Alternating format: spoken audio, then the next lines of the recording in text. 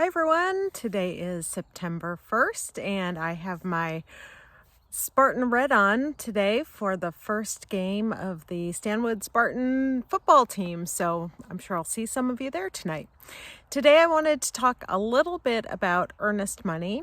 Earnest money sometimes is confusing to people. It is essentially money that you put down right away when you make an offer on a house if you're a buyer.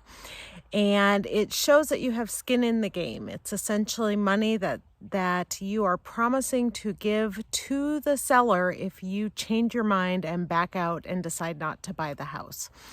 And so one of the questions I receive all the time is how much earnest money is appropriate? Well, the answer to that actually is that there is no real answer. There's no set amount of earnest money that you have to provide. In fact, it could be $5, it could be $100. There's no actual amount. But the reality is that the more money you put down, the more money that you contribute with earnest money, the more likely the seller is to take your offer seriously. So I would consider putting a larger amount down over a smaller amount. One of the benchmarks that we often talk about is 1 to 3% of the purchase price. So if you're purchasing a $500,000 house, that would be somewhere between $5,000 and $15,000 of earnest money that you would put down. Earnest money needs to be available to give to the escrow company usually about 3 days after your offer has been accepted. So this is money that has to be liquid and available to you right away. And then, how do you lose your earnest money? What is the risk to you?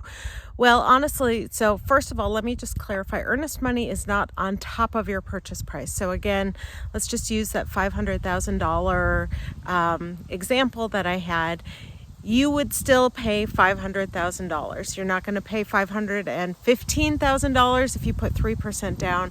That $15,000 would go towards your $500,000 purchase price. It is not on top of it. So it's just a payment that then goes towards your purchase price at closing. Now, how do you lose it? You lose it if you decide to back out of the purchase for a reason other than one of the contingencies that you may have put in your offer. So sometimes we have an inspection contingency associated with our offer. That means that you want to inspect the house. If you find something that is wrong with the house, you can withdraw your offer and you will keep your earnest money. Sometimes we have a financing contingency. Actually, most of the time we have a financing contingency. That means that our closing of the house is contingent on us obtaining financing, so getting a loan. Now, for some reason that loan is not available to you, does not come through, you would get your earnest money back.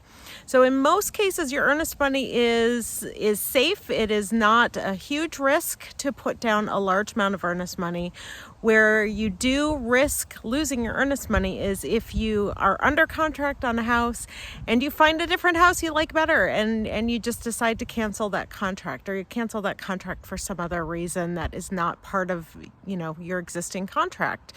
Then you would have a risk of losing that earnest money. So anyway, that is a little 101 on earnest money. Feel free to contact me if you have any questions. I am here and a resource for all things real estate in the region.